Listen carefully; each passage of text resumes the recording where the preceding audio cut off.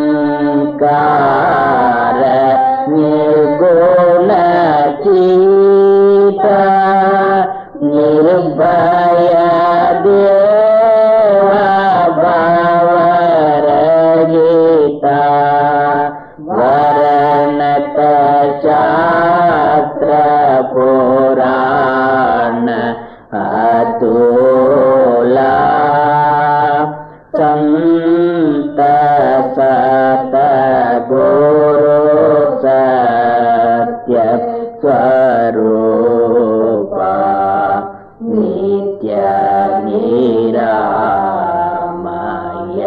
निर्मला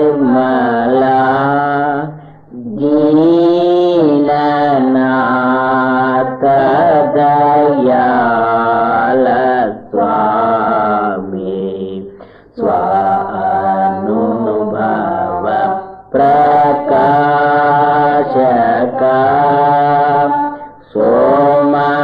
सोमनाथ तव चरण ध्यावे नेम नित्य निरंतर गावे कामादिक भवहर जीव शूला संत सत गुरु सत्य स्वरूपा नित्य निरामय निर्मला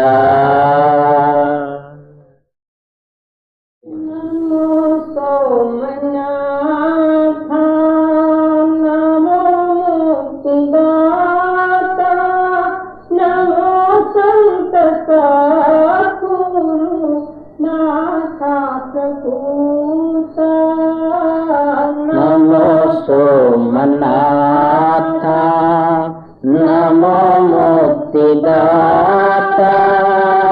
नमो संत सद्गुरु नाथ प्रभूत मान्य श्री श्रावणा महाराज सत्कृपा मान्य श्री श्रावण महाराज सत्कृपा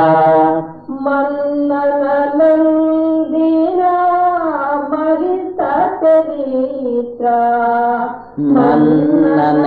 मन्ननंदिना महिता चरित्रा महासंत सद्गुरु पुत्र सुपुत्र महासोमनाथा नमो मुक्तिदाता नमो संत सद्गुरु नाथ प्रभूता सौभाग्यवंत में सावन दरबार सौभाग्यवंत में सावन दरबार शांताश्रम संस्थापन दीपा शांताश्रम संस्थापन दीपा सदा सत्य स्वरूपा ज्ञान प्रदीपा सदा सत्स्वरूपा ज्ञान प्रदीपा नमो सोमनाथ नमो मुक्तिदाता नमो संत सद्गुरु नाथ प्रभूता सत्संगी लक्ष्मणा स्मरणीय सदया सत्संगी लक्ष्मणा स्मरणीय सदया सदमल केंगेरी सावन निलय सदमल केंगेरी सावन निलय सदानंद चिन्मया निर्जित माया सदानंद चिन्मया निर्जित माया नमो सोमनाथ नमो मुक्तिदाता नमो संत सद्गुरु नाथ प्रभूता नमो सोमनाथ नमो मुक्तिदाता नमो संत सद्गुरु ज्ञाता प्रपूता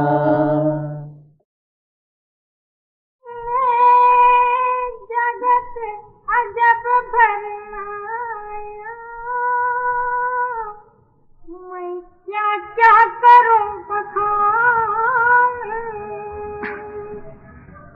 परम संत सद्गुरु हजूर राधा स्वामिಗಳ ವಾಕ್ಯ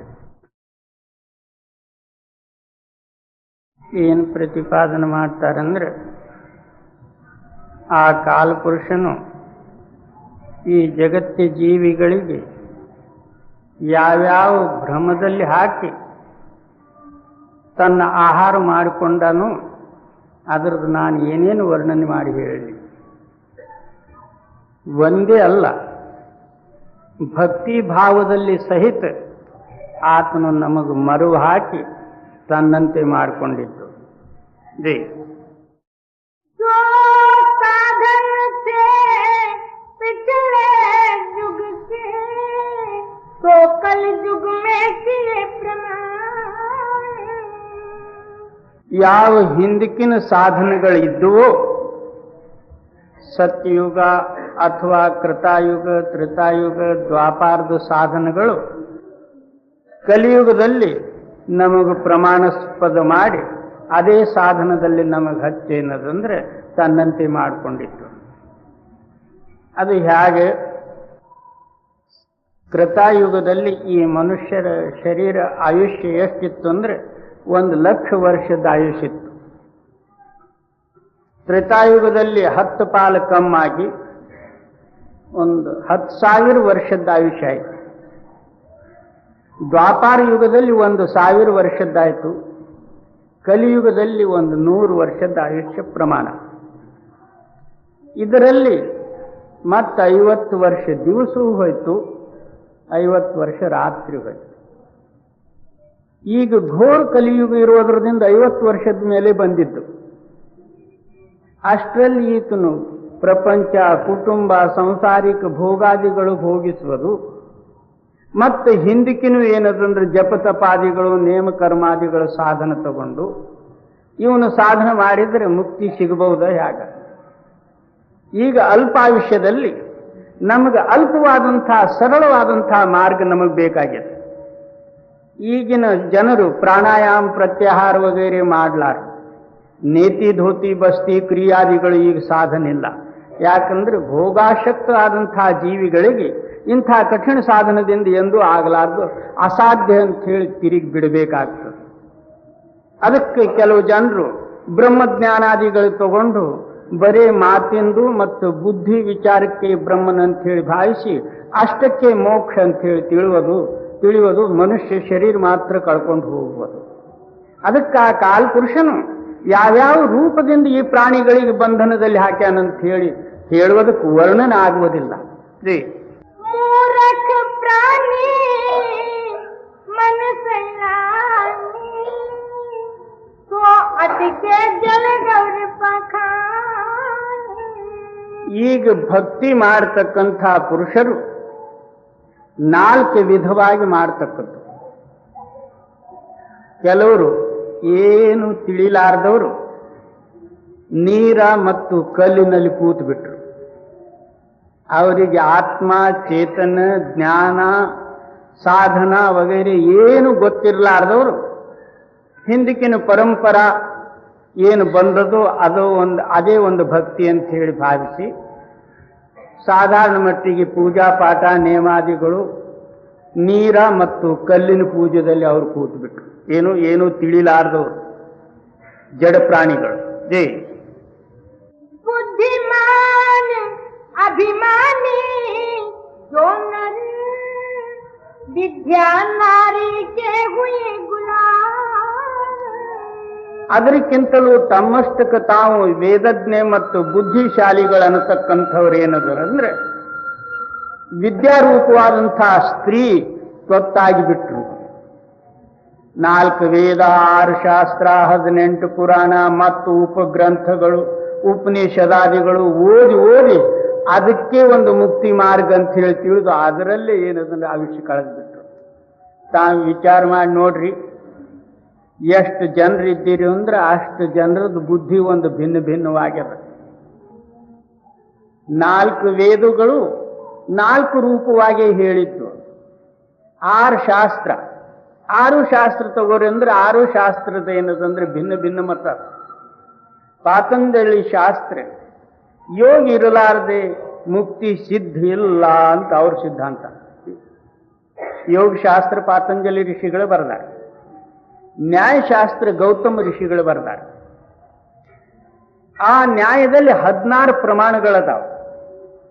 ಆ 16 ಪ್ರಮಾಣ ನ್ಯಾಯ ಎಲ್ಲಿಯವರೆಗೂ ತಿಳಿಯೋದಿಲ್ಲ ಅಂದ್ರೆ ಅಲ್ಲಿಯವರೆಗೂ ಮುಕ್ತಿ ಇಲ್ಲ ಅಂತ ನ್ಯಾಯಶಾಸ್ತ್ರ. ವೇದಾಂತ ಶಾಸ್ತ್ರ ಏನಂತದೆ, ಏಕ ಬ್ರಹ್ಮ ದ್ವಿತೀಯ ನಾಸ್ತಿ, ಒಬ್ಬ ಬ್ರಹ್ಮನು ಇನ್ನೊಂದು ಏನೂ ಇಲ್ಲ ಅಂತ ಒಂದು ಸಿದ್ಧಾಂತ.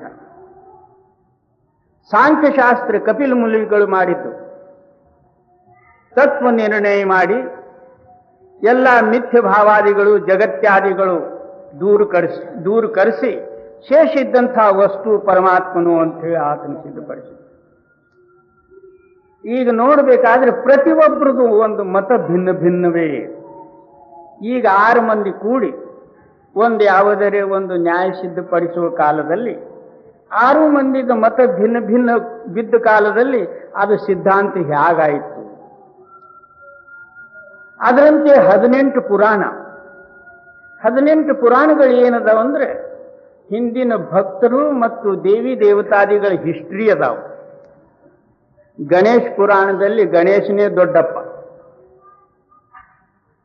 ಶಿವ ಪುರಾಣದಲ್ಲಿ ಶಿವನೇ ದೊಡ್ಡಪ್ಪ, ವಿಷ್ಣು ಪುರಾಣದಲ್ಲಿ ವಿಷ್ಣುನೇ ದೊಡ್ಡವನು, ಶಕ್ತಿ ಪುರಾಣದಲ್ಲಿ ಶಕ್ತಿನೇ ದೊಡ್ಡಕ್ಕೆ.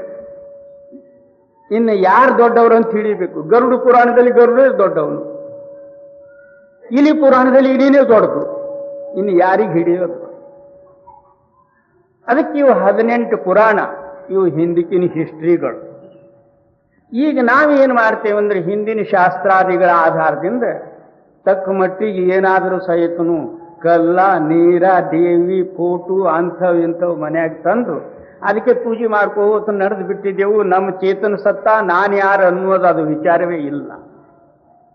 ಕೆಲವರು ಕಲ್ಲ ಮತ್ತು ನೀರಿನಲ್ಲಿ ನಿಂತು ಬಿಟ್ರು, ಕೆಲವರು ಪುಸ್ತಕ ಮತ್ತು ಗ್ರಂಥಾದಿಗಳಲ್ಲಿ ನಿಂತು ಬಿಟ್ರು.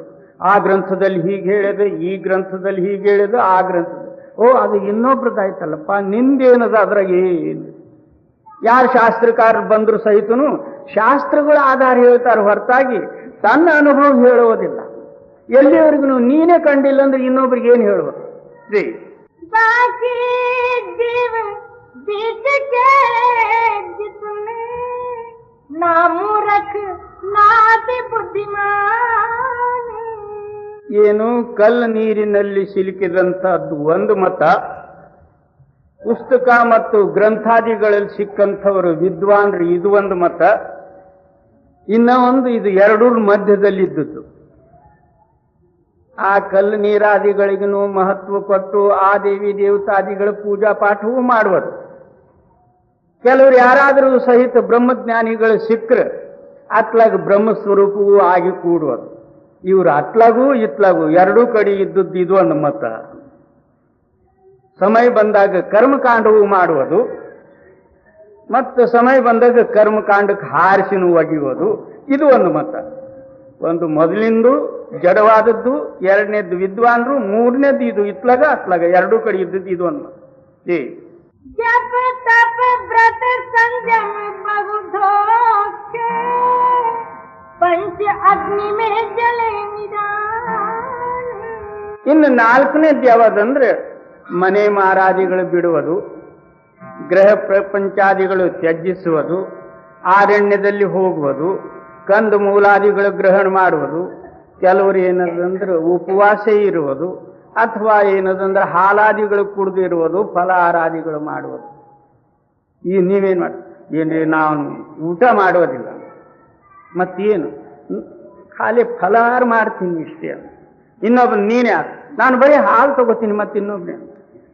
ಕಲ್ಯಾಣ ದುರ್ಗದಲ್ಲಿ ಒಬ್ಬ ಪೆರಗ ಸ್ವಾಮಿ ಅಂತ ಬಂದಿದ್ದ, ಅವನು ಬರೀ ಮೊಸರೇ ಕುಡಿಯೋದು, ಇನ್ನೊಂದೇನು. ಇವು ಇಂಥ ಪೆರಗ ಸ್ವಾಮಿಗಳು, ಇವ್ರದೊಂದು ಮತ. ಮನಿ ಮಾರಾದಿಗಳು ಬಿಡೋದು, ಗೋಶ ಹಾಕೊಳ್ಳೋದು, ಬಬುತ್ ಎತ್ಕೊಳ್ಳೋದು, ಬೇಸು ಲೇಪನ ಮಾಡೋದು, ಜಗತ್ತದವ್ರಿಗೆ ಇವ್ರು ಟೊಪ್ಪಿಗೆ ಹಾಕೋದು, ಇವ್ರಿಗೆ ಅವ್ರು ಟೊಪ್ಪಿಗೆ ಹಾಕೋದು, ಇದು ಒಂದು ಮತ. ಇಂಥ 4 ಮತ ಇವೆಲ್ಲ ಏನಂದ್ರೆ ಇವ್ರದ್ದು ದೋಷ ಅಲ್ಲ. ಆ ಕಾಲಪುರುಷನಿಗೆ ಇವ್ರ ಬುದ್ಧಿ ಮ್ಯಾಲೆ ಇಂಥ ಆವರಣೆ ಹಾಕಿ ಎತ್ತಲಗಿರಿ ಮಾರ್ಗ ನಡೆದಂಗೆ ನಡೆದಿರಬೇಕು, ಮತ್ತೆ ತಿರುಗಿ ಏನದಂದ್ರೆ ಕಾಲಚಕ್ರದಲ್ಲೇ ಇದ್ದಿರಬೇಕು. ಆತಂದಿದು ಜೈ. देखो चरित्र काल करता के कोई सिर कोई पैर रूढ़ा. ಅದಕ್ಕೇನಂತಾರೆ, ಆ ಕರ್ತ ಕಾಲಪುರುಷನ ಚರಿತ್ರ ನೋಡ್ರಿ. ಯಾರಿಗೆ ಕಾಲೇ ಹಿಡಿಸಿ ಬಿಟ್ಟಾನ, ಯಾರಿಗೆ ತಲೆನೇ ಹಿಡಿಸಿ ಬಿಟ್ಟಾನ, ಯಾರಿಗೆ ಹೇಳ್ತಾನ ನೀವು ಬದ್ರಿನಾರಾಯಣದಲ್ಲಿ ಹೋಗ್ಲಾರ್ದೆ ಮುಕ್ತಿ ಇಲ್ಲ, ಇನ್ನೊಬ್ಬರಿಗೆ ಹೇಳ್ತಾನೆ ರಾಮೇಶ್ವರಕ್ಕೆ ಹೋಗ್ಬೇಕು, ಮತ್ತೊಬ್ಬನಿಗೆ ಹೇಳ್ತಾನೆ ಜಗನ್ನಾಥಕ್ಕೆ ಹೋಗ್ಬೇಕು, ಮತ್ತೊಬ್ಬನ ಹೇಳ್ತಾನೆ ಕಾಶಿಗೆ ಹೋಗ್ಬೇಕು. ಇವು ಹೋಗೋದು ಬರೋದೇ ಆಯ್ತು, ಹೊರತಾಗಿ ನಿಂದ್ರೋದು ಎಲ್ಲಿ ಜಿ. भटक भटक भटकाया सब जग कोई न लगाया ठौर ठिकान. ಈ ಪ್ರಕಾರ ತಿರುಗಾಡುವುದೇ ಆಯ್ತು, ಮನುಷ್ಯನ ಚಲಾಯಮಾನವೇ ಆಯ್ತು. ಮತ್ತೆ ಎಲ್ಲಿ ತನ್ನ ಸ್ಥಾನ ಮಾತ್ರ ಇನ್ನೂವರೆಗೂ ಮಾಡಲಿಲ್ಲ.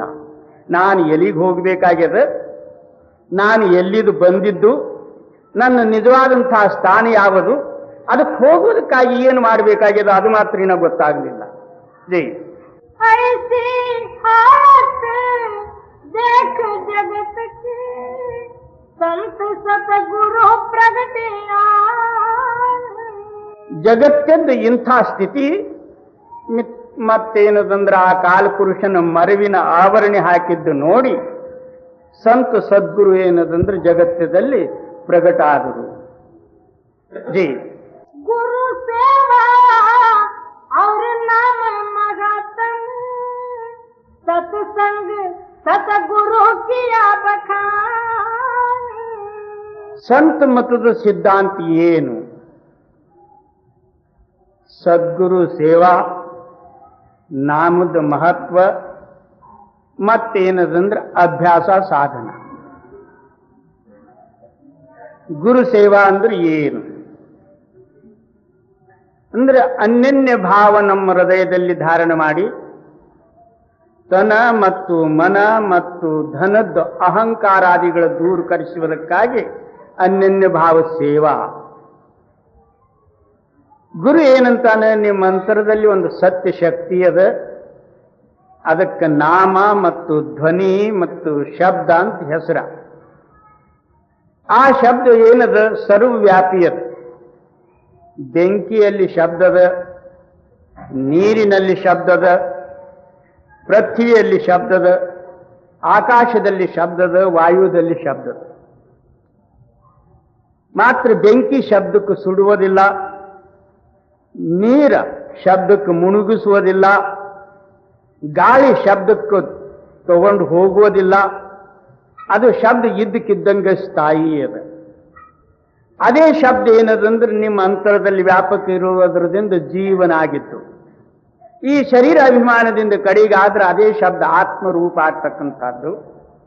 ಮೇಲಕ್ಕೆ ಹೋದ ನಂತರ ಅದೇ ಪರಮಾತ್ಮನಲ್ಲಿ ಕೂಡಿ ಪರಮಾತ್ಮ ರೂಪ ಆಗ್ತಕ್ಕಂಥದ್ದು. ಅದು ಎಂದೂ ಹೋಗಿಲ್ಲ, ಎಂದೂ ಬಂದಿಲ್ಲ.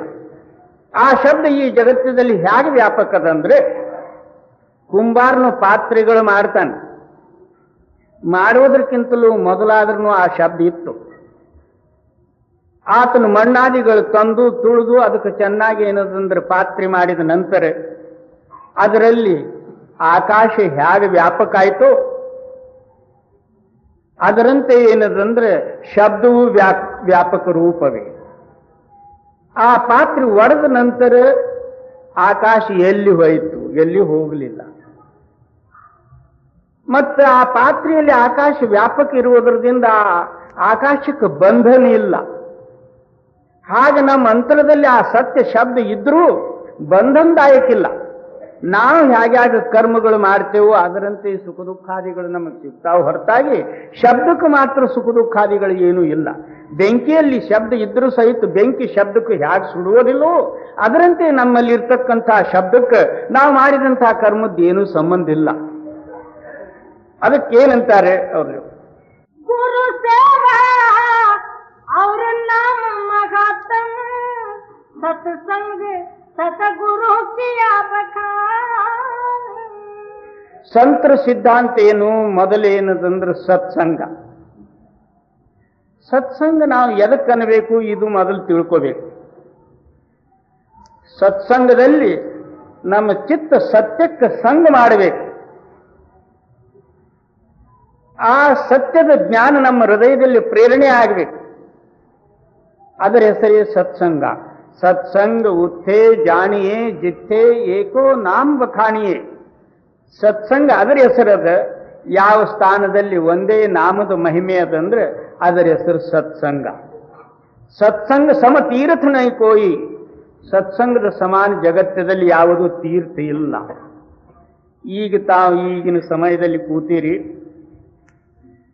ನಮ್ಮ ಮನಸ್ಸಿನಲ್ಲಿ ಅನೇಕ ತರಂಗಗಳು ಹೇಳ್ತಕ್ಕಂಥವು ಅವು ಎಲ್ಲಿ ಅಡಿಗ್ಯಾವೋ ಗೊತ್ತಿಲ್ಲ. ಇದೇ ನೀವು ಹೋಗಿ ತೀರ್ಥದಲ್ಲಿ ಸ್ನಾನ ಮಾಡುವ ಕಾಲದಲ್ಲಿ ನಮ್ಮ ಮನಸ್ಸಿನ ತರಂಗಗಳು ಅಡಗ್ತಾವ, ಎಲ್ಲಿ ಇಲ್ಲ.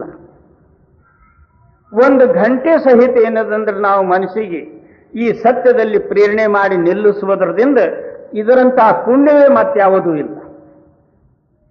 ನಾವು ಹೊರಗಿದ್ದ ಕಾಲದಲ್ಲಿ ಈಗಿನ ಟೈಮ್ನಲ್ಲಿ ನಮ್ಮ ಮನಸ್ಸು ಏನೇನು ಬೇಡ್ತಿತ್ತೋ, ಒಳಗೆ ಕೂತು ಏನೇನು ಗಲಾಟೆ ಹಚ್ತಿತ್ತೋ ಅಂಥ ಮನಸ್ಸನ್ನು ತಕ್ಕಂಥದ್ದು ಈಗ ಸತ್ಯ ವಾಕ್ಯದ ಕಡೆ ಏನದಂದ್ರೆ ಲಕ್ಷ್ಯ ಕೊಟ್ಟು ಸುಮ್ಮನೆ ಕೂತದ.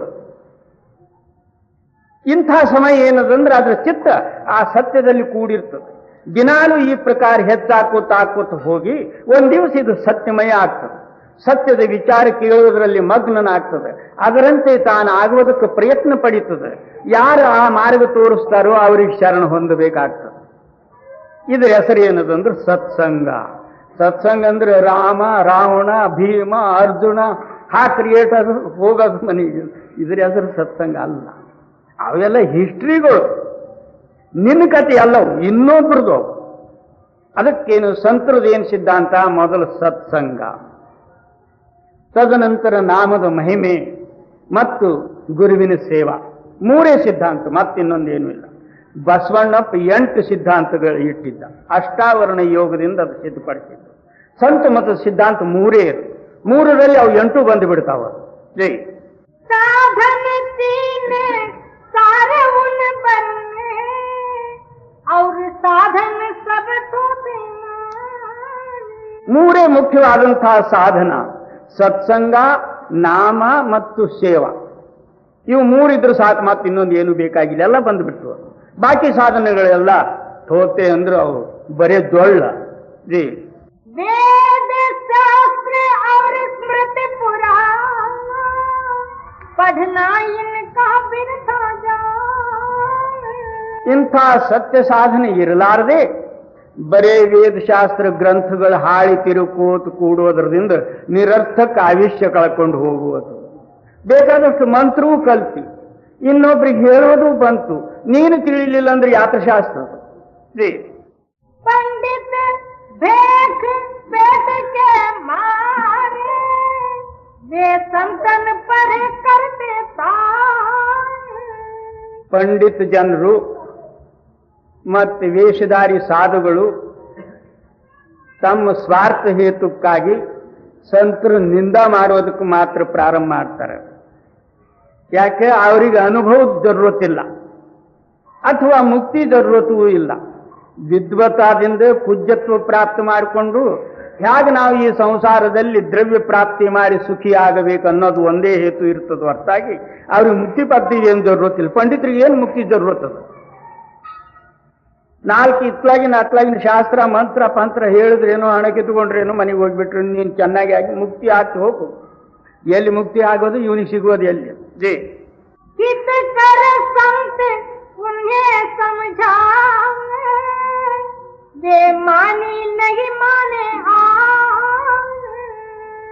ಅವರಿಗೂ ಸಹ ಇವ್ರ ಹಿತ ಆಗಲಿ ಅಂತ ಹೇಳಿ ಸಂತರು ಅವರಿಗೆ ಹಿತ ಉಪದೇಶ ಮಾಡಿ ತಿಳಿಸ್ತಾರೆ.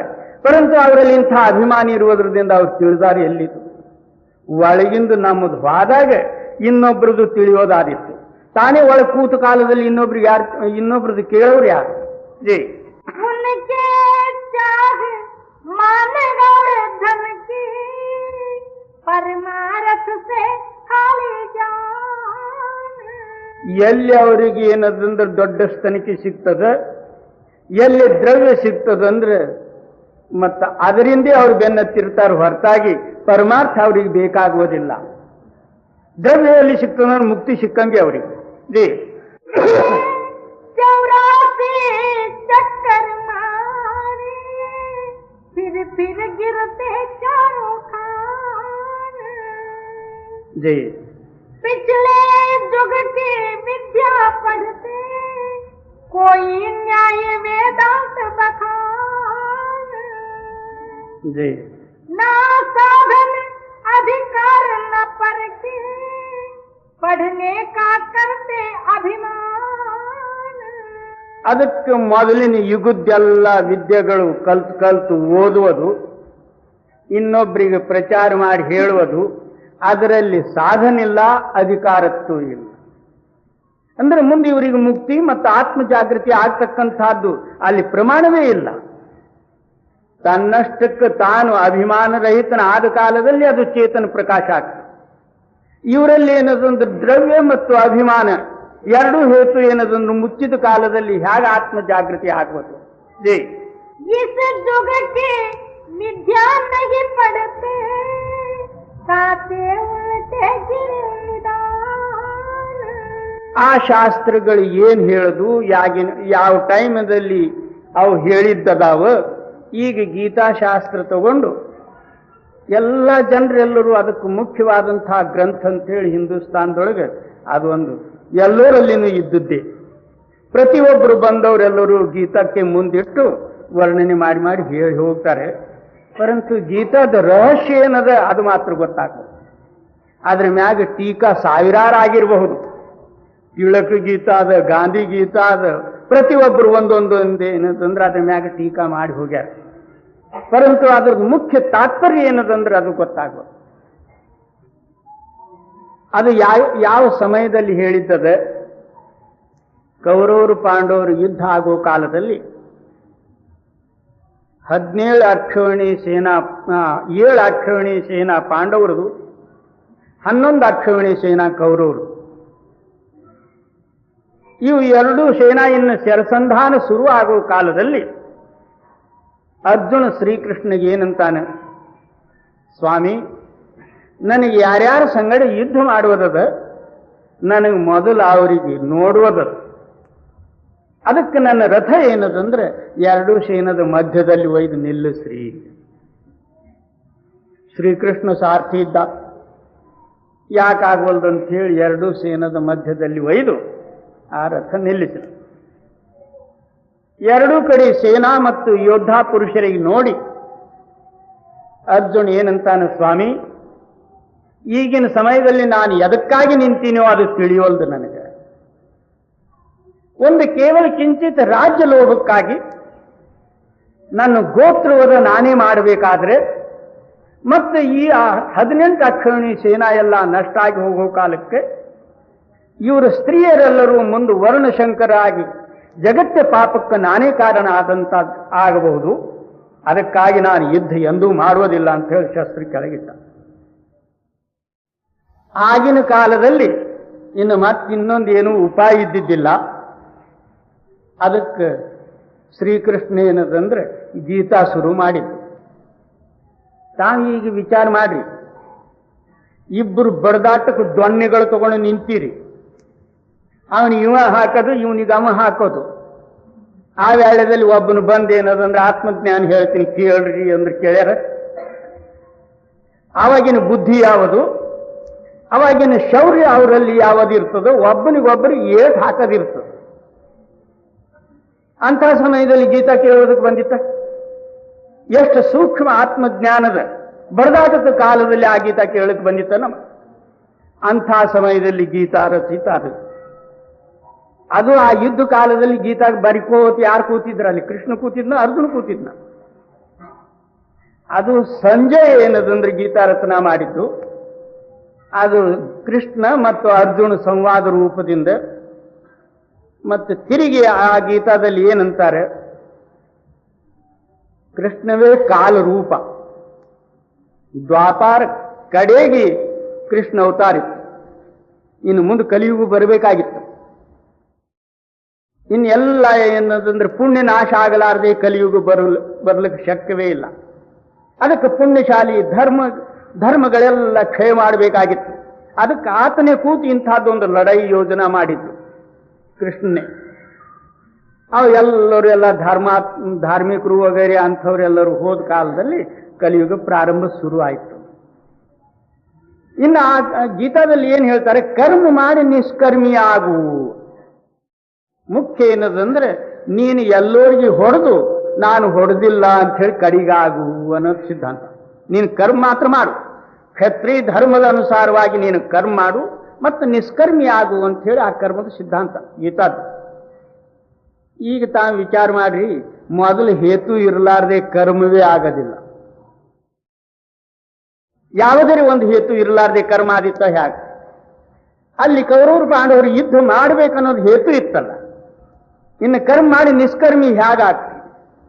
ಕಡೆಗೆ 18ನೇ ಅಧ್ಯಾಯದಲ್ಲಿ ಹೊಡೆದವನು ಇಲ್ಲ, ಹೊಡೆಸಿಕೊಂಡವನು ಇಲ್ಲ, ಆತ್ಮ ಅಮರ ಪುರುಷನು, ಆತನಿಗೆಂದು ಸಾವಿಲ್ಲ ಮರಣಿಲ್ಲ, ನಾನು ನಿಮಿತ್ತ ಮಾತ್ರ ಏನದಂದ್ರೆ ನಿನಗೆ ಎದುರು ಮಾಡೀನಿ, ಹೊಡೆಯವನು ನಾನೇ ಅಂತ ಹೇಳಿ ಎಲ್ಲ ಹೇಳ್ತಾರೆ. ಕಡೆಗೆ ಸಂಪೂರ್ಣ ಎಲ್ಲ ಯುದ್ಧ ಆದ ನಂತರ ಓಸು ಮಂದಿ ಸತ್ತ ನಂತರ ಏನಂತಾನೆ, ನಿಮಗೆ ಗೋತ್ರವದದ ಪಾತಕ ಬಂತು, ಅಶ್ವಮೇಧ ಯಜ್ಞ ಮಾಡಬೇಕು ಅಂದ. ಒಮ್ಮೆ ಏನದಂದ್ರೆ ಆತ್ಮನು ಕರ್ಮರಹಿತ ಆದ ನಂತರ ಮತ್ತೆ ಯಜ್ಞ ರೂಪವಾದಂತಹ ಕರ್ಮ ಮಾಡಿ ಪಾಪ ಕಳ್ಕೊಳ್ಳೋದು ಹೇಗೆ? ಅದು ನಾವು ವಿಚಾರ ಮಾಡಲಾರ್ದು ಹಾಗೆ ಎಲ್ಲರೂ ಬಂದರೆ ನಾವು ಅದರಂತೆ ಹೋಗಿ ಹೌದೌದು ಅನ್ನೋದೇ ತಲೆ ತೂಗುವುದೇ. ಪರಂತು ಅಲ್ಲಿ ವಿಚಾರ ಮಾಡಬೇಕಲ್ಲ. ಒಮ್ಮೆ ಪಾಪರಹಿತವಾದಂತಹ ಆತ್ಮನು ಮತ್ತು ತಿರುಗಿ ಏನದಂದ್ರೆ ಪಾಪ ಸಂಬಂಧಕ್ಕೆ ಕಾರಣ ಏನಲ್ಲಿ? ಅಶ್ವಮೇಧ ಯಜ್ಞ ಮಾಡೋದಕ್ಕೆ ಕಾರಣ ಏನಾಗಿದೆ? ಅದು ಈ ರಹಸ್ಯ ತಿಳಿಲಾರ್ದ ಹಾಗೆ ಹೊತ್ಕೊಂಡು ಹೋಗ್ತಾರೆ ಗೀತಾ ಅವ್ರು. इस जुग की विद्या नहीं पढ़ते, साथे उनसे गिरे निदान. ಈಗಿನ ಯುಗದ್ದೇನದಂದ್ರೆ ವಿದ್ಯಾ ಓದಲಾರ್ದ ಮತ್ತೇನದ ಉಲ್ಟಾ ಜನ್ಮ ಕಳ್ಕೊಂಡು ಹೋಗುವುದು. दीन गरीबी मत इस जुग की, और गुरु भक्ति कर परमान. ಈ ಯುಗದ್ದೇನದಂದ್ರೆ ದೀನತಾ, ನಮ್ರತಾ ಮತ್ತು ಗುರುಭಕ್ತಿ. ಇನ್ನು ಮಮಕಾರತ್ವ ದೂರ ಮಾಡುವುದಕ್ಕಾಗಿ ಒಂದು ದೀನತಾ ರೂಪವಾದಂತಹ ಶಸ್ತ್ರವೇ ಬೇಕು. ನಾನು ಅನ್ನೋದಕ್ಕೆ ಹೋಗುವುದಕ್ಕಾಗಿ ದೀನತಾ ಬೇಕಾಯ್ತು. ಮತ್ತು ಗುರುಭಕ್ತಿ, ನಾಮ ಅಭ್ಯಾಸ ಈಗಿನ ಯುಗದ್ದು. ಈಗಿಂದ ಹೀಗೆ ಮಾಡ್ರಿ, ಈಗಿಂದ ಹೀಗೆ ನೋಡುವುದದ. ಈಗ ಮಾಡಿ ಮುಂದೆ ಏನಾದರೂ ಎಂದಾದ್ರೂ ಪಡ್ಕೊಳ್ಳೋದಿಲ್ಲಿದು. ಹೀಗೆ ಮಾಡೋದು, ಹೀಗೆ ನೋಡೋದು. ಇದು ಹೇಗೆ ದಿವಸದ ಪಗಾರ, ಮ್ಯಾಗಿನ ಪಗಾರ ಅಂತ ಇರ್ತದೆ. ಎಷ್ಟು ಮಾಡ್ತೀಯ ಅಷ್ಟೇ ಸಂಬಳ. ಅದರಂತೆ ನೀನು ಎಷ್ಟು ಇವತ್ತು ಅಭ್ಯಾಸ ಕೂಡ್ತೀಯೋ ಅಷ್ಟು ನಿನಗೆ ಸಂಬಳ ಸಿಕ್ಕೇ ಸಿಗ್ತದೆ. ಹೀಗೆ ಮಾಡಿ, ಹೀಗೆ ನೋಡು. निर्मल निश्चल चित्त को गगन चढ़ावो सिद्ध निशान. ಈ ಪ್ರಕಾರ ದಿನಾಲು ಏನದಂದ್ರೆ ಸತ್ತ ನಾಮಸ್ಮರಣೆ ಮಾಡುವುದರಿಂದ ನಿನ್ನ ಚಿತ್ತ ನಿರ್ಮಲವಾಗಿ ಮತ್ತು ನಿನ್ನ ಚೇತನ ಸತ್ತ ಈ ಮೊದಲು ಏನದಂದ್ರೆ ಕೈಕಾಲುಗಳು ಶೂನ್ಯ ಆಗ್ತಾವೆ. ನಿನಗಿದು ಪ್ರಮಾಣ ಕಾಣಿಸ್ತದೆ. ದಿನಾಲು ಅಭ್ಯಾಸ ಮಾಡುವ ಕಾಲದಲ್ಲಿ ಮೊದಲು ಕೈಕಾಲುಗಳು ಶೂನ್ಯ ಆಗ್ತಾವೆ. ಹಾಗಾಗಿ ನಿನ್ನ ಚೇತನ ಸತ್ತ ಮೇಲಕ್ಕೆ ಬರ್ತದೋ ಹಾಗೆ ಇದೆ ಶರೀರ ಎಲ್ಲ ಶೂನ್ಯ ಹಾಕೋತ ಹೋಗ್ತಾವೆ. ಮೇಲಿನ ಆಧಾರ ಸಿಕ್ಕ ಕೂಡಲೇ ನಿನ್ನ ಚೇತನ ಸತ್ತ ಶರೀರ ಬಿಟ್ಟು ಖಾಲಿ ಆಗ್ತದೆ. ಅಂದ್ರೆ ಇದರದಿಂದ ಈ ದೋಷಗಳದಿಂದ, ಈ ದೋಷಮಯವಾದಂತಹ ಶರೀರದಿಂದ ನೀನು ಕಡೆಗಾಗುವುದರಿಂದ ಮೇಲಿನ ಚೇತನ ಸತ್ತ ಏನದನ್ನು ನಿನ್ನ ಅಂತರದಲ್ಲಿ ಶಕ್ತಿ ರೂಪವಾಗಿ ಪ್ರಕಟ ಆಗ್ತದೆ. ಆ ವೇಳೆಯಲ್ಲಿ ಈ ಶರೀರ ಎಲ್ಲ ದೋಷರಹಿತ ಆಗ್ತದೆ, ನೀನು ನಿರ್ಮಲನಾಗ್ತದೆ. ನಾವು ಸುಮ್ಮನೆ ಇರೋದು ಇದರಲ್ಲೇ. ನೀನು ಯಾರು? ಬ್ರಹ್ಮಸ್ವರೂಪ. ನೀನು ಹುಟ್ಟಿಲ್ ಸತ್ತಿಲ್ ನೋಡು. ಕೆಲವರು ವೇದಾಂತಿಗಳು ಏನಂತಾರೆ, ಏಕ ಅಖಂಡಿತ ಬ್ರಹ್ಮ ಅಸಂಗ ಅಜನ್ಯ ಅದೃಶ್ಯ ರೂಪಮಯ त्यागों विषय की भोगों इंद्रिय मम इंद्रिय नहीं मई इंद्रिय नहीं मई साक्षी कूटस्थ असंग. ಇದು ಒಳ್ಳೆ ಜೋರವಾಗಿ ಹೇಳ್ತಿರ್ತಾರೆ. ಏನಂದ್ರೆ, ನಾನು ಬ್ರಹ್ಮಸ್ವರೂಪ, ನಾನು ಇಂದ್ರಿಯಗಳಲ್ಲ, ನನ್ನೂ ಇಂದ್ರಿಯಗಳಲ್ಲ. ನಾನು ವಿಷಯ ತ್ಯಾಗ ಮಾಡಲಿ ಅಥವಾ ಭೋಗಿಸಲಿ, ನಾನು ಅದಕ್ಕೆ ಸಾಕ್ಷಿ ರೂಪವಾದಂತಹ ಕೂಟಸ್ಥ ಶಕ್ತಿ ಅಂತ ಹೇಳಿ. ಇದು ಸರಿನೇ ಇರಬಹುದು, ಪರಂತು ಯಾ ಪುರುಷರದನೋ ಅದು ದೇವ್ರ ಬಲ್ಲ. ಈ ಹೇಳಪ್ಪಗೋದು ಮಾತ್ರ ಅಲ್ಲ. ಅಲ್ಲ, ನೀನು ಇಂದ್ರಿಯಗಳ ಅಲ್ಲಂತಿ. ಇಂದ್ರಿಯಗಳ ಭೋಗದಲ್ಲಿ ಆಸಕ್ತಿ ಹೊಂದವ್ರು ಯಾರು? ಭೋಗಗಳು ನೋಡಿದ ಕೂಡಲೇ ಇಂದ್ರಿಯಗಳು ನಾಯಿ ಓಡ್ದಂಗೆ ಓಡ್ತಾವ. ಆಗಿನ ಕಾಲದಲ್ಲಿ ನಾನು ಅಲ್ಲ ಅನ್ನೋರು ಯಾರು? ಭೋಗ ರೂಪ ಆಗ್ತಿ ಅಂದ್ರೆ ಹೇಳುವುದು ಎಷ್ಟು ಮಿಥ್ಯ. ತ್ಯಾಗೋ ವಿಷಯಕ್ಕೆ ಭೋಗವು ಇಂದ್ರಿಯ. ಬೇಕಾದ್ರೆ ನನ್ನ ಮನಸ್ಸು ವಿಷಯಗಳು ತ್ಯಾಜ್ಯ ಮಾಡಲಿ ಅಥವಾ ಇಂದ್ರಿಯಗಳು ಭೋಗಿಸಲಿ, ನನಗದ್ರದ್ದೇನು ಸಂಬಂಧ ಇಲ್ಲ ಅಂತ ಕಡೆಗೆ ಹಾಕ್ತಾರೆ. ಮಾತಿನಿಂದ ಸಮಯ ಬಂತಂದ್ರೆ ಬಿಡೋದಿಲ್ಲ. ಇದ್ರ ಹೆಸರು ವೇದಾಂತ ಅಲ್ಲದು. ವೇದಾಂತ ಹೇಗದಂದ್ರೆ ಏಕಬ್ರಹ್ಮದ ಜ್ಞಾನ ಅಷ್ಟೇ. ಅಂದ್ರೆ ಜಗತ್ತು ಮರಿಬೇಕಲ್ಲ, ಒಬ್ಬನೇ ಬ್ರಹ್ಮದಲ್ಲಿ ನೀನು ಐಕ್ಯ ಆಗಬೇಕಲ್ಲ. ಅದರ ಹೆಸರು ಏನದಂದ್ರೆ ಏಕಬ್ರಹ್ಮ. ಇದು ರಹಸ್ಯ ತಿಳಿಲಾರ್ದೆ ನಾವು ಇನ್ನೊಬ್ಬರಿಗೆ ಮಾತ್ರ ಹೇಳ್ತೇವೆ. ಇಂದ್ರಿಗೆ ನಮಗೆ ಏನೂ ಸಂಬಂಧ ಇಲ್ಲ. ಇಂದ್ರಿಯಗಳು ಎದುರು ಭೋಗ ಬಂದಾಗ ಒಂದು ಸಮಯದಲ್ಲಿ ಒಬ್ಬ ರಾಜನು ಒಂದು ಬೆಕ್ಕಿಗೆ ಕಲಿಸಿದ್ದ. ಸಾಯಂಕಾಲ ಆದ ಕೂಡಲೇ ಅದರ ತಲೆ ಮ್ಯಾಗ ಒಂದು ಪಣತಿ ಕೊಟ್ಟು ಅದ್ರಾಗ ಎಣ್ಣೆ ಹಾಕಿ ಜೀವಿಗೆ ಹಚ್ಚಿ ಅದ್ರ ಮ್ಯಾಗ ಇಡೋದು. ಅದು ಎಷ್ಟು ಮಂದಿ ಸಭಿಕರು ಕೂತರು ಸಹಿತ ಬೆಕ್ಕೇನದೊಂದು ಸಮಾಧಾನದಿಂದ ಹಾಗೆ ಟಿವಿಗೆ ತಗೊಂಡು ಕೂಡೋದು. ರಾಜ್ಯನು ಬಂದವರಿಗೆಲ್ಲ, ಪ್ರಧಾನಿಗಳಿಗೆ, ದೊಡ್ಡ ದೊಡ್ಡವರಿಗೆಲ್ಲ ಏನನ್ನುವುದು, ನೀವು ಇಂಥ ದೊಡ್ಡ ದೊಡ್ಡ ತಿಳುವಳಿಕೆ ಉಳ್ಳವರಾಗಿ ರಾಜ್ಯ ಸತ್ತ ನಡೆಸ್ತಕ್ಕಂಥವ್ರು, ನೀವು ಒಂದು ನಮ್ಮ ಮಾತು ಕೇಳೋದಿಲ್ಲ, ನಮ್ಮ ಮಾತು ಮೀರ್ತೀರಿ. ಏಕಶ್ಚಿತ್ ಜಡ ಪ್ರಾಣಿ ಬೆಕ್ಕು ನೋಡ್ರಿ ಇದು ಯಾಕೆ ಕೂತದ, ದಿನಾಲು ಇದೇ ಹೇಳ್ಬಿಡೋದು. ಒಂದ್ ದಿವಸ ಪ್ರಧಾನಿಗೆ ಈ ಮಾತು ಏನದಂದ್ರೆ ಸಿಟ್ಟು ಬಂತು. ಇನ್ನೇನು ಮಾಡ್ಬೇಕಂತ ಹೇಳಿ ಒಂದು ಹೋಗೋ ಕಾಲಕ್ಕೆ ಜೇಬಿನಲ್ಲಿ ಒಂದು ಇಲಿ ಹಾಕೊಂಡು ಹೋಗ್ಬಿಟ್ಟ. ರಾಜ್ಯರು ಈ ಪ್ರಕಾರ ಹೇಳೋ ಕಾಲಕ್ಕೆ ಆ ಜೇಬಿನಲ್ಲಿ ಇಲಿ ತೆಗೆದು ಬೆಕ್ಕಿನ ಮುಂದೆ ಬಿಟ್ಟ. ಬಿಟ್ಟು ಕೂಡಲೇ ಬೆಕ್ಕು ಪಣತಿ ಎಲ್ಲ ಬಿಟ್ಟು ಇಲಿ ಬೆನ್ನು ಹತ್ತಿ ಬಿಡ್ತು. ಆವಾಗ ರಾಜ ತಣ್ಣ ಕೂತು ಕತ್ತಲೆಯಲ್ಲಿ. ಹಾಗೆ ಎಲ್ಲಿಯವರೆಗೂ ನಮ್ಮೆದುರು ಆ ಭೋಗಗಳು ಬಂದಿಲ್ಲೋ ಅಲ್ಲಿಯವರೆಗೂ ನಾವು ಬ್ರಹ್ಮಜ್ಞಾನಿಗಳೇ. ಸ್ಥಿರವಾಗಿ ಬ್ರಹ್ಮಸ್ವರೂಪದ ಮಾತುಗಳು ಬೇಕಾದಷ್ಟು ಹೇಳಬಹುದು. ಅವು ಭೋಗಗಳು ಬಂದು ಇಲಿ ಬಂತು ಎದುರ ಆಗ ಕತೆ ಯದಂತಿಗಳು ಹೋಗ್ಬಿಟ್ಟು ಎತ್ತಲಾಗ. ಇದ್ರ ಹೆಸರು ವೇದಾಂತ ಅಲ್ಲ, ಇದು ಸಿದ್ಧಾಂತವೂ ಅಲ್ಲ, ಏನೋ ಒಂದು ಮಾತು ಅವರು. निर्मल निश्चल चित्त गोय गगन चढ़ावो शब्द निशान. ಈ ಪ್ರಕಾರ ದಿನಾಲು ನೀನು ಅಭ್ಯಾಸ ಮಾಡುವುದರಿಂದ ನಿನ್ನ ಚಿತ್ತ ಶುದ್ಧಿಯಾಗಿ, ನಿನ್ನ ಚೇತನ ಆತ್ಮನು ಪ್ರಕಾಶ ಆಗಿ, ನಿನ್ನ ಚೇತನ ಸತ್ತ ಏನನ್ನು ಶಬ್ದದಲ್ಲಿ ಕೂಡಿಸು. ಆ ಶಬ್ದ ನಿರ್ಮಲ್ ಇರುವುದರಿಂದ ಎಲ್ಲಿದು ಬಂದದೋ ಅಲ್ಲಿಗೆ ನಿನಗೆ ಸೀದಾ ಕರ್ಕೊಂಡು ಹೋಗ್ತದೆ. ಮತ್ತೆ ಅತ್ಲಾಗಿತ್ಲಾಗ ಅಡ್ಡ ದಾರಿ ತುಳಿಬ್ಯಾಡ ನೀನು. ಯಾಕಂದ್ರೆ ಆಯುಷ್ಯ ನಿಂದು ಅಲ್ಪ ಆಯುಷ್ಯ ಈಗಿನ ಟೈಮ್ನಲ್ಲಿ. ಹಿಂದಕ್ಕಿನ ಯಾವಾಗಲೂ ಹಿಡ್ಕೊಂಡು ಕೂಡಬೇಡ. ಜೈ सूरत शब्द मार्ग अंतर्मुख पांच शब्द का गो ठिकान. ಏನು ಇದು ಸಾಧನೆ ಯಾವುದಂದ್ರೆ ಸುರ್ತ ಶಬ್ದ ಯೋಗ. ಸುರ್ತ ಅನ್ನೋದಂದ್ರೆ ನಿಮ್ಮ ಚೇತನ ಸತ್ತ, ಅದು 5 ಶಬ್ದದಲ್ಲಿ ಕೂಡಿಸ್ತಕ್ಕಂಥದ್ದು ಇದು ಯೋಗ. ಇಲ್ಲಿದ ಮೇಲಕ್ಕೆ ಹೋದ ನಂತರ 5 ದೇಶಗಳದಾವ. ಆ 5 ದೇಶದಲ್ಲಿ 5 ಶಬ್ದಗಳದಾವ. ನೇತ್ರದ ಕೆಳಗೆ ಏನದಂದ್ರೆ 52 ಅಕ್ಷರಗಳದಾವ. ಅಲ್ಲಿದ ಮೇಲೆ ಹೋದ ನಂತರ 5 ದೇಶದಲ್ಲಿ 5 ಶಬ್ದಗಳದಾವ. ಆ 5 ಶಬ್ದದ ಭೇದ, 5 ದೇಶದ ಪ್ರಕಾಶ ಗುರು ಏನದಂದ್ರೆ ನಿನಗೆ ಅಂತರದಲ್ಲಿ ತಿಳಿಸಿಕೊಡ್ತಾನೆ. ಆ ದೇಶದಲ್ಲಿ ಹೋದ ನಂತರ ಇಂಥ ಶಬ್ದಗಳು ಬರ್ತಾವ. ಕೆಳಗಿನ ಶಬ್ದ ಬಿಡುವುದು, ಮೇಲ್ ಬರ್ತಕ್ಕಂತಹ ಶಬ್ದ ಈ ಪ್ರಕಾರ ಧಾರಣ ಮಾಡಿ ನೀನು ಸತ್ತ ಲೋಕಕ್ಕೆ ಹೋಗುವಂತ ಮೊದಲು ಗುರು ತೋರಿಸ್ಬಿಡ್ತಿ. ಮತ್ತ ಆಗಿನ ಸಮಯದಲ್ಲಿ ಪ್ರತಿಯೊಂದು ಸ್ಥಾನದಲ್ಲಿ ಗುರುವು ನಿನ್ನ ಸಂಗಡಿ ಇರ್ತಾನೆ. ಮತ್ತೆ ಯಾವ ಗುರು ಒಳಗೆ ಹೋಗಿಲ್ಲ ಅಂದ್ರೆ ನಿನ್ನ ಸಂಘ ಬರೋರು ಯಾರು? ಹೊರಗಿಂದ ಹೇಳಿಬಿಟ್ಟಿದ್ರು ನೀನು ಬ್ರಹ್ಮನಾಗ ಹೋಗ್ಬಿಡಿ ಅಪ್ಲಾಗೆ ಅಂದ್ರೆ ಯಾರು ಬರೋರಲ್ಲಿ?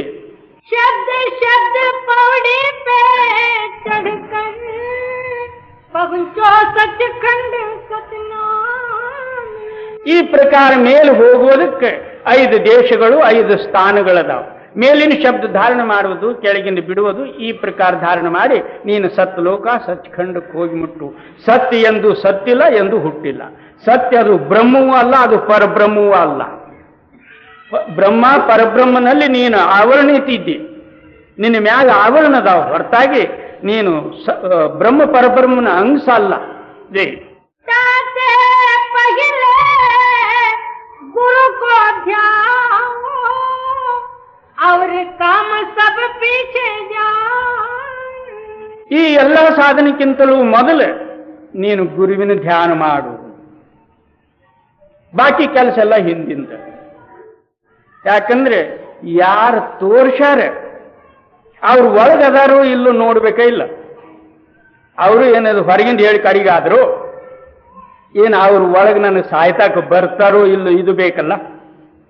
ಅದಕ್ಕೆ ನೀನು ಮೊದಲು ಗುರುವಿನ ಧ್ಯಾನ ಮಾಡು, ಮತ್ತು ಬಾಕಿ ಕೆಲಸ ಎಲ್ಲ ಬಿಟ್ಬಿಡು. ಇದು ಒಂದು ಮುಖ್ಯ ಆದ್ರೆ ಸಾಕು. ಜೈ गुरु की मूरत हृदय बसाओ चंद्र चकोर प्रीत घटान. ಗುರುವಿನ ಮೂರ್ತಿ ಹೃದಯದಲ್ಲಿ ಹೇಗೆ ಧಾರಣ ಮಾಡುವುದಂದ್ರೆ, ಹೇಗೆ ಚಂದ್ರನಲ್ಲಿ ಚಕೋರ್ ಪಕ್ಷಿ ಲಕ್ಷ ಹಚ್ಚಿ ಧ್ಯಾನ ಮಾಡಿರ್ತದ ಆ ಪ್ರಕಾರ ಚಂದ್ರನಲ್ಲಿ ಈ ಪ್ರಕಾರ ಅದು ಲಕ್ಷ ಹಚ್ಚಿರ್ತದ. ಚಂದ್ರನು ಮಧ್ಯರಾತ್ರಿಯಲ್ಲಿ ಬಂದ ಕಾಲದಲ್ಲಿ ಮೇಲಕ್ಕೂ ಚೊಂಚು ಮಾಡಿ ಹಾಗೆ ಕೂತಿರ್ತದ, ಹೊರತಾಗಿ ಅತ್ಲಾಗಿತ್ಲಾಗಳಿಗೆ ಆರೋದಿಲ್ಲ. ಹಿಂದಿಂದ ಹೋಗಿ ಅದಕ್ಕೆ ಹಿಡಿದ್ರೂ ಸಹಿತ ಸ್ಮೃತಿ ಇರೋದಿಲ್ಲ. ಪಶ್ಚಿಮಕ್ಕೆ ಬಂದ ನಂತರ ಮತ್ತೆ ತಿರುಗಿ ಚೊಂಚು ಭೂಮಿಗೆ ಹತ್ತಿರ್ತದ, ತಿರುಗಿ ಕೂಡೋದಿಲ್ಲ. ಆ ಪ್ರಕಾರ ಚಂದ್ರನಲ್ಲಿ ಲೆಕ್ಕ ಹಚ್ಚಿರ್ತದೆ. ಆ ಚಂದ್ರನ ಶಾಂತಿ ಇದರಲ್ಲಿ ಬರುವುದರಿಂದ ಮತ್ತು ಬೆಂಕಿ ಚಂದ್ರನ ರೂಪ ಕಾಣಿಸುವುದರಿಂದ ಪ್ರಾತಃ ಕಾಲ ಎದ್ದು ಬೆಂಕಿ ತಿಂದರೂ ಸಹಿತ ಅದಕ್ಕೇನೂ ಆಗೋದಿಲ್ಲ. ಈ ಪ್ರಕಾರ ನೀನು ಗುರುವಿನಲ್ಲಿ ಲೆಕ್ಕ ಹಚ್ಚಿ ಗುರು ರೂಪ ಆಗಿಬಿಡು. ನಾನು ಅನ್ನೋದು ಅವನಲ್ಲಿ ಐಕ್ಯ ಹೊಂದಿ ಬಿಡು. ಅದರ ಹೆಸರೇನು? ಗುರು ಶಿಷ್ಯರ ಐಕ್ಯತ್ವ.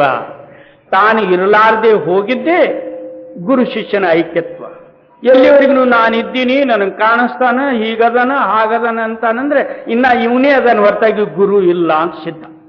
ಜಿ जब लग ऐसे प्रीत न होवे तब लग साधन यही बखान.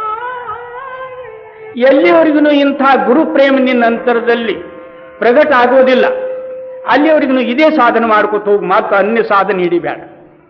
ಕೆಲವರು ಏನ್ ಮಾಡಿರ್ತಾರೆ ಅಂದ್ರೆ, ಗುರು ಭಕ್ತಿ ಬಿನ ಶಬ್ದ ಮೇ ಪಚತೆ ಓ ಬಿ ಮಾನುಖ ಮೂರಖ ಜಾನ್.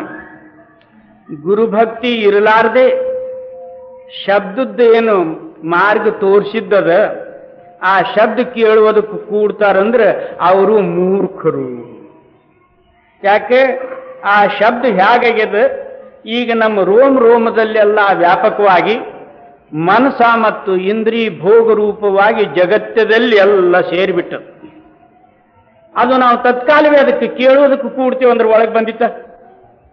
ಈಗ ಒಂದು ರೇಷ್ಮೆ ಬಟ್ಟೆ ಬಾರಿ ಮುಳ್ಳಿನ ಮ್ಯಾಗ ನಾವು ಒಗೆದು ಬಿಟ್ಟಿದ್ದೆವು, ಅದು ಹಾಗೆ ಜೊಗ್ಗದ ಹರಿದು ಹೋಗ್ತದೆ, ಕೈಗೆ ಹತ್ತೋದಿಲ್ಲ. ಅದಕ್ಕೆ ಹೇಗೆ ಮಾಡ್ಬೇಕಂದ್ರೆ ಒಂದೊಂದೊಂದೊಂದು ಮುಳ್ಳಿನಿಂದ ಕಡೆಗೆ ಮಾಡಿ ಬಿಡಿಸಿ ತಕ್ಕೊಂಡ್ರೆ ಮಾತ್ರ ಬರಬಹುದು. ಅದರಂತೆ ನಮ್ಮ ಚೇತನ ರೂಪವಾದಂತಹ ಆತ್ಮನು ಈ ಪ್ರಪಂಚ ರೂಪವಾದಂತಹ ಮುಳ್ಳಿನಲ್ಲಿ ಸಿಲುಕಿಬಿಟ್ಟ. ಇನ್ನು ತತ್ಕಾಲ ನಾನು ಶಬ್ದ ಕೇಳಿ ಅದಕ್ಕೆ ಹೊಂದ್ತೀನಿ ಅಂದ್ರೆ ಹೇಗೆ ಬಂದಿತ್ತು? ಅದಕ್ಕೆ ಒಂದೊಂದು ಸ್ಮರಣ ಮಾಡಿ, ನಾಮಸ್ಮರಣೆ ಮಾಡಿ ಮಾಡಿ ಒಂದೊಂದು ಮುಳ್ಳಿನಿಂದ ಬಿಡುಗಡೆ ಮಾಡೋದು, ಬಿಡುಗಡೆ ಮಾಡಿ ಅಂತರದಲ್ಲಿ ಬರುವುದು, ಗುರುವಿನಲ್ಲಿ ಧ್ಯಾನಸ್ಥನಾಗಿ ಆತನ ರೂಪ ಆಗುವುದು. ಆ ವೇಳೆಯಲ್ಲಿ ಪ್ರಪಂಚ ರೂಪ ಎಲ್ಲ ಮರ್ತು ಹೋಗಬೇಕು. ಗುರು ರೂಪ ಒಂದೇ ನಿನ್ನ ಹೃದಯದಲ್ಲಿ ಉಳಿದಿದ್ದಾದ್ರೂ ಗುರು ಭಕ್ತಿ. ಈಗ ನಾವು ಧ್ಯಾನ ಕೂತ ಕಾಲದಲ್ಲಿ ಯಾವ್ಯಾವ ರೂಪಗಳು ಬರ್ತಾವೋ ಸಿನಿಮಾ ದೇವರೇ ಬಲ್ಲ, ಯಾವ ಜಗಳಾಡಿದ್ವೇ ಬಂತಾವ, ಯಾರ ಸಂಗಡಿ ಏನೇನು ಮಾತಾಡಿದ್ದು ಬರ್ತಾವ. ಈ ದೇಶ ಇರಲಿಲ್ಲ ಇನ್ನೊಂದು ದೇಶ ಯಾವ್ರದೋ ಬಂದು ನಿಂತಿರ್ತಾವ, ಹೆಂಡ್ರು ಮಕ್ಕಳರೇ ಬಂದಿರ್ತಾವ, ಧನ ಸಂಪತ್ತರೇ ಬಂದಿರ್ತದ, ಅಥವಾ ಕೋರ್ಟ್ ಕಚೇರಿಯರೇ ಬಂದಿರ್ತಾವ. ಇವು ಯಾವ್ಯಾರು ಬಂದು ನಿಂತಿರ್ತಾವ. ಅಲ್ಲಿ ಗುರು ಎಲ್ಲಿದಾನೆ ಹೇಳಿ. ಒಂದು ಮ್ಯಾನದಲ್ಲಿ ಎರಡು ಕತ್ತೆಗಳು ಎಂದೂ ಇರೋದಿಲ್ಲ. ಒಂದು ನಿನ್ನ ಹೃದಯ ರೂಪವಾದಂತಹ ಸ್ಥಾನದಲ್ಲಿ ಗುರು ಇರಬೇಕು, ಒಂದು ಮನಸ್ಸು ಇರಬೇಕು. ಒಂದು ಎರಡು ನಾನು ಕೂಡಿಸಿಡ್ತೀನಿ ಅಂದ್ರೆ ಹೇಗಾಗಿದೆ? ದಿವಸ ಮತ್ತು ರಾತ್ರಿ ಒಂದೇ ವೇಳೆಯಲ್ಲಿ ಎಂದಾದ್ರೂ ಹುಟ್ಟಿದ್ದು ನೋಡಿರೇ? ಎಲ್ಲಿ ದಿವಸದಂದ್ರೆ ಅಲ್ಲಿ ರಾತ್ರಿ ಇಲ್ಲ, ಎಲ್ಲಿ ರಾತ್ರಿ ಇದಂದ್ರೆ ಅಲ್ಲಿ ದಿವಸ ಇಲ್ಲ. ಮತ್ತು ನೀನು ಗುರುವಿಗೆ ಯಾಕೆ ಕೂಡಿಸ್ತೀಯ? ಅಲ್ಲಿ ಗುರು ಭಕ್ತಿ ಅಂದ್ರೆ ಏನು? ಗುರು ಉಳಿಬೇಕು, ನೀನು ಹೋಗ್ಬೇಕು, ಮನಸ್ಸಿರಬಾರ್ದು. ಇದ್ರ ಹೆಸರು ಗುರು ಭಕ್ತಿ. जब पूरन तब सुत चढ़े अधर ಗುರು ಭಕ್ತಿ ಪೂರ್ಣ ಆದ ಕೂಡಲೇ ನಿನ್ನ ಚೇತನ್ ಸತ್ತ ತನ್ನಷ್ಟಕ್ಕೆ ತಾನೇ ಮೇಲಕ್ಕೆ ಹೋಗ್ತದ. ಅದಕ್ಕೆ ಒಯ್ಯದೇ ಬೇಡ. ಜಿ गुरु भक्ति बिन शब्द में पचते तो भी मानुख मूर्ख जान। जी शब्द खुलेगा गुर में घर से कैसे सुरत गुरु बलवान। ಏನು ಗುರುವಿನ ಕೃಪದಿಂದ ಶಬ್ದ ನಿನ್ನ ಅಂತರದಲ್ಲಿ ಪ್ರಕಟ ಆಗುವುದದ ಹೊರತಾಗಿ ತನ್ನಷ್ಟಕ್ಕೆ ತಾನೇ ಆಗುವುದಿಲ್ಲ. ಗುರುವೇ ಶಬ್ದ, ಶಬ್ದವೇ ಗುರು. ಕೆಲವರು ಗುರು ಭಕ್ತಿ ಮಾಡಲಾರ್ದೆ ಶಬ್ದದ ಭಕ್ತಿ ಮಾಡ್ಲಿಕ್ಕೆ ಹೋಗ್ತಾರೆ. ಸಾಹುಕಾರನ ಪ್ರಸನ್ನತೆ ಇರಲಾರ್ದೆ ಹಣ ಬೇಡ್ತಾರೆ. ಅದೇ ಹಂಗೆ ಸಿಕ್ಕಿತ್ತು. ಗುರು ಸಾಹುಕಾರ, ಶಬ್ದ ಆತನ ದ್ರವ್ಯ. ಆ ಸಾಹುಕಾರನಲ್ಲಿ ಹಣ ತಗೊಳ್ಳೋದಕ್ಕೆ ನಾವು ಹೋಗಿದ್ದೆವು. ಸಾಹುಕಾರನ ಜರೂರತ್ ಇರಲ್ರಿ, ನನಗೆ ಹಣನೇ ಬೇಕು. ಯಾರು ಕೊಟ್ಟಾರು? ಒದ್ದು ಹೊರಗೆ ಹಾಕ್ತಾರೆ. ಅಲ್ಲ, ಅವನ ದ್ರವ್ಯದ ಅದು, ನಿಮ್ದೇನು ಅಲ್ಲದು. ನಾವು ಹಣ ಬೇಡ್ಲಿಕ್ಕೆ ಹೋಗಿದ್ದೆವು. ನಿಮ್ಮ ತಿಜೋರಿಯಾಗಿ ಇಷ್ಟದ ಕೊಡ್ರಿ ಅಂತ.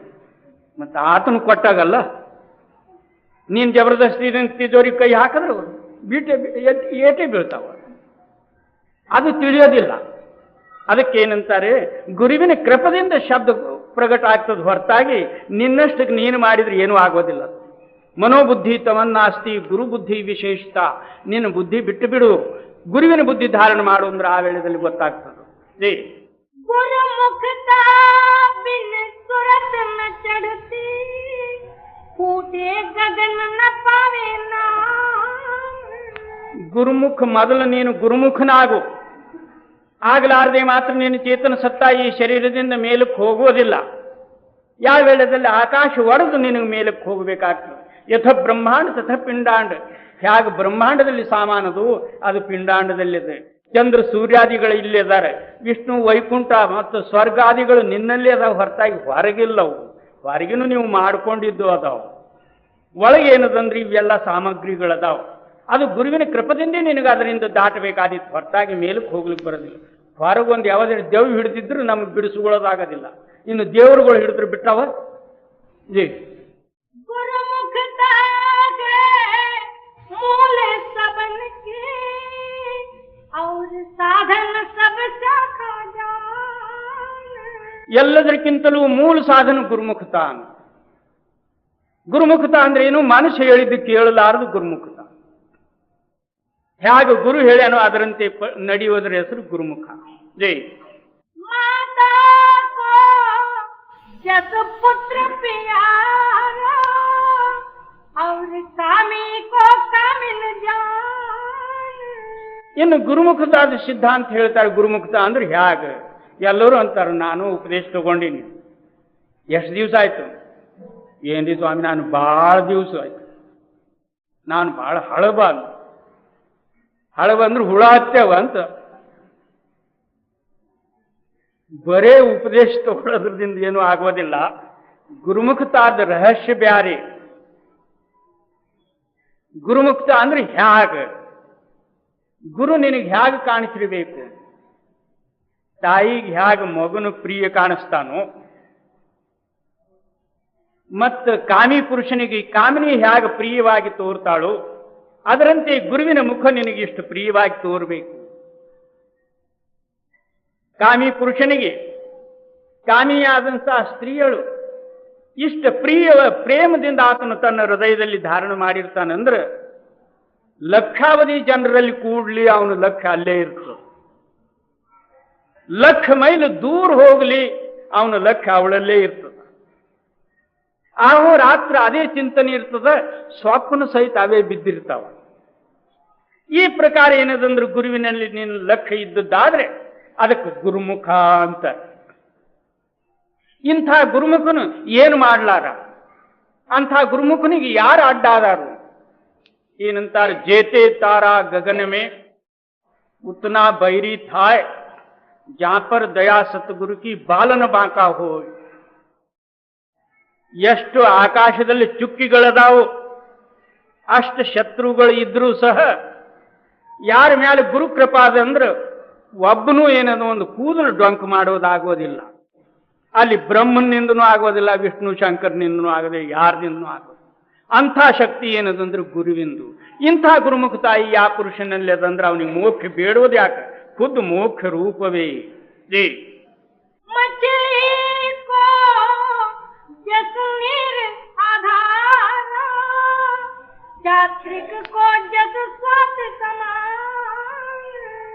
ಮತ್ತೆ ಹೇಗಿರಬೇಕು ಅಂದ್ರೆ ಹ್ಯಾಗ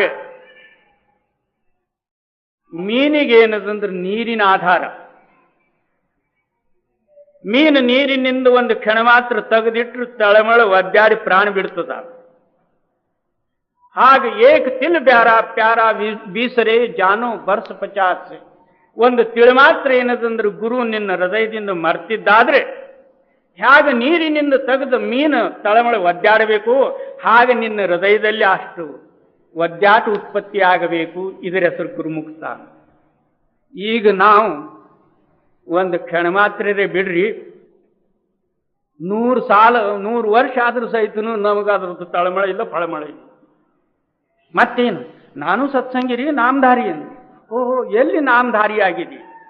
ಎಲ್ಲಿ ಸತ್ಸಂಗಿ? ಸತ್ಸಂಗಿ ಅಂದ್ರೆ ಸತ್ಯದಲ್ಲಿ ಸಂಘ ಇರಬೇಕು. ಎಲ್ಲಿ ಆಗಿತ್ತು? ಬರೀ ನಾನು ತಗೊಳ್ಳೋದ್ರದಿಂದ ಆಗೋದಿಲ್ಲ. ಒಬ್ಬನ ಹೋಗಿ ಪ್ಲಾನ್ ಬರ್ಕೊಂಡು ಮುನ್ಸಿಪಾಲ್ಟಿಯಲ್ಲಿ ತಂದಿಟ್ಟು ಮನ್ಯಾಗ ಎಷ್ಟು ದಿನ ಆಯ್ತು, ಮನೆ ಕಟ್ಟೋದು ಆಗೋದು, ಹಣ ಇಲ್ಲ, ಮನೆಗೆ ಪ್ಲಾನ್ ಇಟ್ಕೊಂಡು ಕೂತ. ಆ ಬರೇ ಪ್ಲಾನದು ಸುರುಳಿ ಇವನಿಗೆ ಮನೆಗೆ ಕಟ್ಟಿಕೊಟ್ಟಿತ್ತ. ಹಾಗೆ ಇವನೊಂದು ನಾಮ ತಗೊಂಡು ಕೂತ. ನಾಮದ ಅಭ್ಯಾಸ ಮಾಡಲಿಲ್ಲ ಅಂದ್ರೆ ಏನ್ ಸಿಗ್ತದ?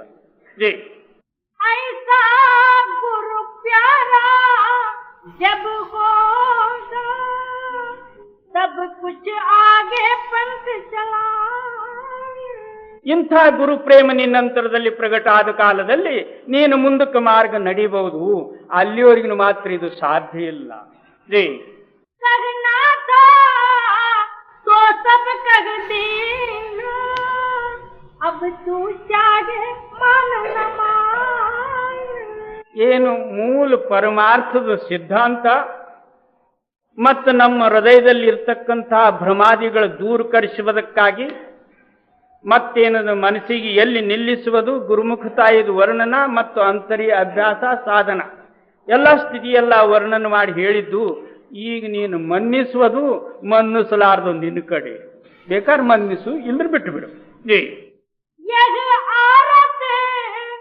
ಗುರುಮುಖ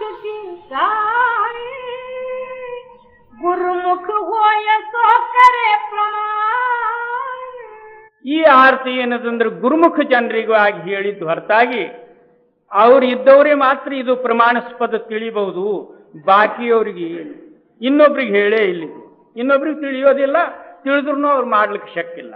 ಜೈ ಸ್ವಾಮಿ ಭಕ್ತಿ ಬತಾಯಿ ಗುರು ಕಿ ಭಕ್ತಿ ಕರೋ ಯಗ್ ಜಾನ್.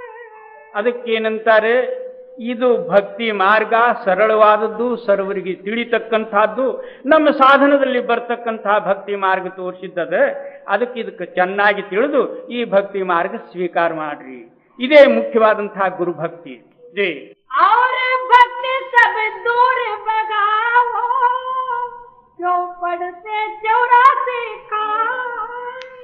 ಇಂಥ ನಿಜವಾದಂತಹ ಭಕ್ತಿ ಧಾರಣ ಮಾಡಿದ ನಂತರ ಬಾಕಿ ಭಕ್ತಿ ಎಲ್ಲ ಏನದ ನೀರಲ್ಲಿ ಹಾಕಿಬಿಡ್ರಿ, ಹರ್ಕೊಂಡು ಹೋಗ್ಲಿ. ಅವು ಯಾತಕ್ಕೆ ಬೇಕವು? ಜೈ.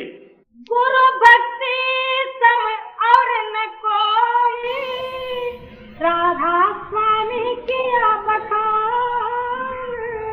ಮುಕ್ತಿ ಬೇಕಾದ್ರೂ ಗುರು ಭಕ್ತಿ ಬೇಕು, ಅದರ ಸಮಾನ ಮತ್ತೆ ಇನ್ನೊಂದು ಯಾವುದೂ ಇಲ್ಲ. ಜೈ. गुरु का ध्यान करो तुम नित दिन, गुरु का शब्द सुनो नित कान. ಅದಕ್ಕೆ ಅಹೋರಾತ್ರ ಗುರುವಿನ ಧ್ಯಾನ ಮಾಡ್ರಿ, ಗುರುವಿನ ಶಬ್ದ ಕಿವಿಯಲ್ಲಿ ಕೇಳ್ರಿ. ಅಂತರದಲ್ಲಿ ಶಬ್ದ ಆಗ್ತದೆ, ಅದು ಕಿವಿದಿಂದ ಕೇಳ್ರಿ. ಜೈ.